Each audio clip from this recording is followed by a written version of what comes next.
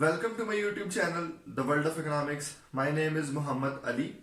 आज का हमारा टॉपिक है the exceptions to the law of demand. Exceptions to the law of demand की आज की इस वीडियो में कुछ और भी इकोनॉमिक्स की टर्म्स हैं जो मैं इस वीडियो में आपको सिखाऊंगा। वो क्या है? सबसे पहले मैं आपको इस वीडियो में सिखाऊंगा कि एक्सेप्शंस क्या होती हैं। सेकंड हम सीखेंगे नेटवर्क एक्सटर्नैलिटी किसे कहते हैं। ये वर्ड सुनने के बाद शायद आपको लगे कि ये कोई कंप्यूटर की टर्म है। नहीं स्टूडेंट्स, ये इकोनॉमिक्स की टर्म है। नेटवर्क एक्सटर्नैलिटी की फिर आगे दो टाइप्स हैं, positive network externality and negative network externality. इनको भी हम एक्सप्लेन करेंगे और मैं आपको ये भी एक्सप्लेन करूंगा कि ये कंप्यूटर की फील्ड जैसा लफ्ज लगने वाला जो नेटवर्क है, इसका इकोनॉमिक्स में क्या काम है, ये क्यों इसको नेटवर्क एक्सटर्नैलिटी कहा जाता है, वो भी मैं आज की वीडियो में आपको एक्सप्लेन करूंगा। नेक्स्ट हम देखेंगे बैंडवैगन इफेक्ट क्या होता है, स्नोब इफेक्ट क्या होता है, वेवलन इफेक्ट क्या होता है, और इसके साथ साथ एक इंतहाई इंपॉर्टेंट टॉपिक है गिफन गुड्स। गिफन गुड्स या गिफन पैराडॉक्स भी इसे कहते हैं, ये भी आज की वीडियो में हम एक्सप्लेन करेंगे। चलें स्टार्ट करते हैं आज की वीडियो को। सबसे पहले मैंने यहां पर आपको मीनिंग बताना है exceptions to the law of demand का। देखिए students, exceptions to the law of demand से मुराद वो कौन सी कंडीशंस हैं, वो कौन सी गुड्स हैं जहां पर लॉ ऑफ डिमांड अप्लाई नहीं होता। लॉ ऑफ डिमांड से मुराद प्राइस और डिमांड का इनवर्स रिलेशन है। ऐसी कौन सी कंडीशंस हैं या गुड्स हैं जहां पर ये रिलेशन पॉजिटिव में कन्वर्ट हो जाता है। तो डेफिनेशन यहां पर मैंने लिखी है, दोज कंडीशंस एंड गुड्स, वो हालात और अशिया where law of demand can not hold, जहां पर लॉ ऑफ डिमांड जो है वो होल्ड नहीं रहता, called exceptions to the law of demand, उन्हें हम exceptions to the law of demand कहते हैं। इसको काफी डिटेल से मैं एक्सप्लेन करूंगा। नेक्स्ट टॉपिक पे हम चलते हैं। यहां पर एक बड़ी अहम बात, मेरा एक सवाल है, जब भी हम किसी प्रोडक्ट को परचेज करते हैं, उस प्रोडक्ट को परचेज करने के पीछे सबसे बड़ा फैक्टर क्या होता है? स्टूडेंट्स, किसी भी प्रोडक्ट को परचेज करने के पीछे सबसे इंपॉर्टेंट फैक्टर ये होता है कि हमें उस प्रोडक्ट को यूज करने से यूटिलिटी मिलेगी, तभी हम किसी प्रोडक्ट को परचेज करते हैं। अगर हमें लगे कि हम किसी प्रोडक्ट को यूज करने से यूटिलिटी नहीं मिलेगी, हम उस प्रोडक्ट को नहीं यूज करते। अब बड़े ही एक अहम पहलू की तरफ मैं आपकी तवज्जो दिलाना चाहता हूं। किसी भी प्रोडक्ट को जब हम यूज करते हैं तो उस प्रोडक्ट को जो यूज करने से यूटिलिटी हमें मिलती है, उसकी दो रीजंस होती हैं। पहली रीजन उस प्रोडक्ट के अंदर मौजूद क्वालिटीज हैं। जैसे फॉर एग्जांपल एसी है, एयर कंडीशन एसी जो होता है, ये ठंडी हवा देता है, इसमें ठंडी हवा देने की क्वालिटी है, उससे हमें यूटिलिटी मिलती है, इसलिए हम एयर कंडीशन मशीनरी को परचेज करते हैं। सेकंड रीजन क्या है? बाजुकात हमें किसी प्रोडक्ट को यूज करने से यूटिलिटी इसलिए भी मिलती है क्योंकि दूसरे लोग उस प्रोडक्ट को यूज कर रहे हैं। आई थिंक आपको मेरी ये बात समझ नहीं आई। अब मैं एग्जांपल दूंगा तो आपको ये बात बड़ी क्लियरली समझ आ जाएगी। मैं आपको एग्जांपल इसकी दूं, जब टेलीफोन नया नया इजाद हुआ, उस वक्त फॉर एग्जांपल मैंने टेलीफोन लाइन परचेज कर ली है, मैंने अपने घर में टेलीफोन लगवा ली है।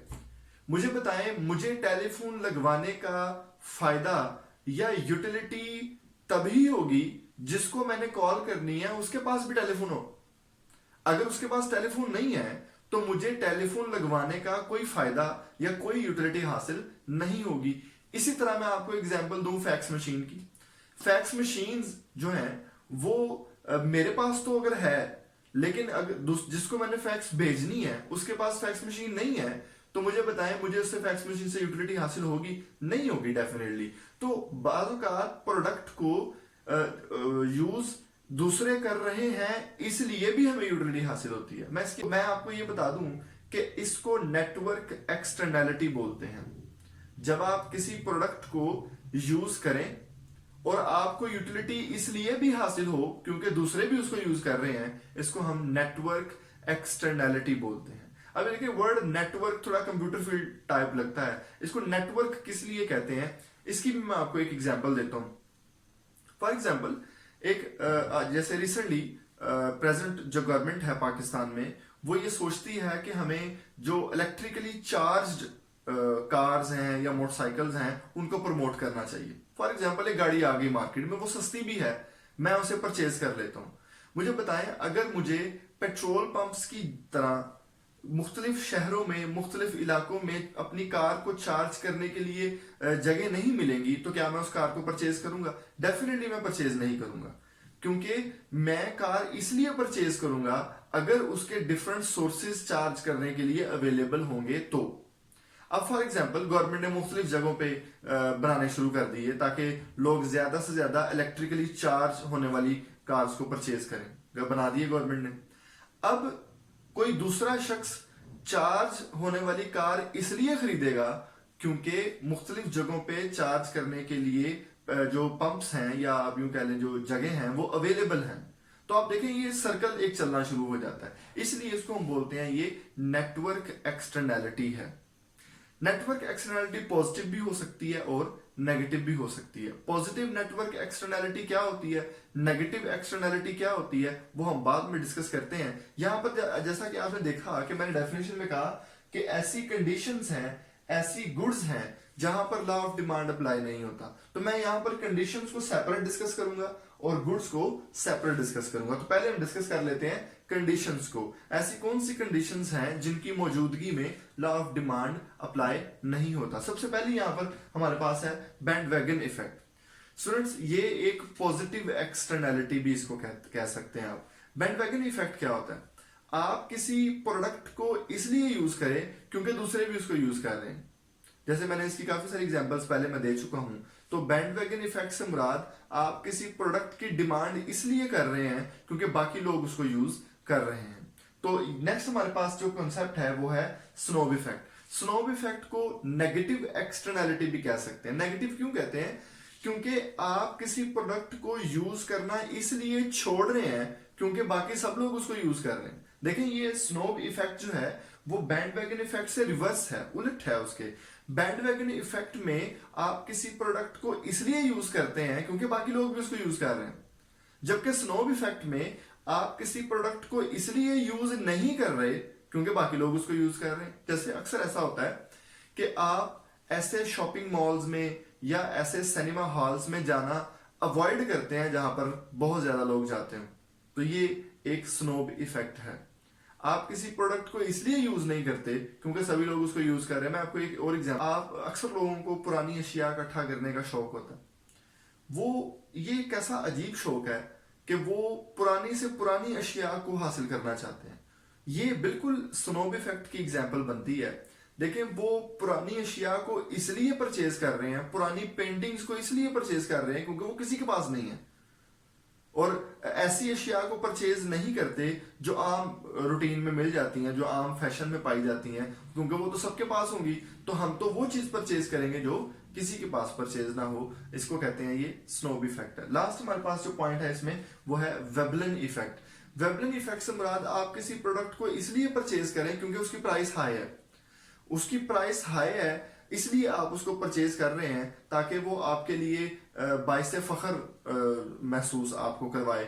जैसे इसकी एग्जांपल डायमंड है। डायमंड लोग इसलिए परचेज करते हैं क्योंकि वो एक महंगी चीज है। डायमंड जितना ज्यादा महंगा होता चला जाएगा, लोग उसको खरीदने में उतना अपने आप को ज्यादा फख्र महसूस करेंगे। तो इसको कहते हैं ये वेबलन इफेक्ट है। नेक्स्ट हमारे पास गुड्स है। ऐसी कौन सी गुड्स है जहां पर लॉ ऑफ डिमांड अप्लाई नहीं होता? उसमें सबसे पहले हमारे पास है गिफन गुड, या इसे हम गिफन पैराडॉक्स भी कहते हैं। गिफन गुड्स, ये रॉबर्ट गिफन जो एक इकोनॉमिस्ट हैं, उन्होंने ये कॉन्सेप्ट मुतारफ करवाया, इसलिए इनको गिफन गुड्स कहा जाता है। गिफन गुड्स क्या होती हैं पहले ये समझ लेते हैं। गिफन गुड्स बेसिकली इनमें 3 क्वालिटीज पाई जाती हैं, वो तीनों मैंने लिख दी हैं यहाँ पे, ए बी एंड सी। वो तीनों मैं आपको एक्सप्लेन कर। सबसे पहले लिखा हुआ मैंने दीज आर इंफीरियर। जो गिफन गुड्स होती हैं ये इंफीरियर गुड्स होती हैं, घटिया क्वालिटी की अशिया जिसे हम कहते हैं। अच्छा, घटिया से मुराद क्या है? ऐसी अशिया जो इनकम बढ़ने पे कम डिमांड की जाए उनको हम कहते हैं ये गिफन गुड्स, इंफीरियर गुड्स हैं। नेक्स्ट हमारे पास पॉइंट बी है, these have major portion in household budget. देखें, जहां तक मैंने इंफीरियर गुड्स की बात की तो इसका मतलब है कि ये ऐसी गुड्स हैं जिनका ताल्लुक एक पुअर मैन से है, और ये ऐसी अशिया हैं जो किसी गरीब आदमी के बजट में जिनका ज्यादा हिस्सा है। फॉर एग्जाम्पल, जैसे रॉबर्ट गिफन ने जो एग्जाम्पल दी वही एग्जाम्पल मैं आपको दे देता हूँ। रॉबर्ट गिफन ने कहा जो ब्रेड है, ब्रेड चूंकि एक गरीब आदमी के पास अपनी खुराक को पूरा करने के लिए ब्रेड ही एक ऐसा सोर्स होता है जो सबसे सस्ता सोर्स है, तो ब्रेड का उसके बजट में बहुत ज्यादा पोर्शन होता है। गरीब आदमी अपनी आमदनी में से बहुत ज्यादा हिस्सा ब्रेड के ऊपर स्पेंड कर रहा होता है। नंबर 3 इसमें जो कैरेक्टरिस्टिक है वो बता देता हूँ। Substitute of these goods are expensive. देखें, ये बहुत ही अहम पॉइंट है। अक्सर लोगों को इंफीरियर गुड और गिफन गुड में फर्क समझ नहीं आता।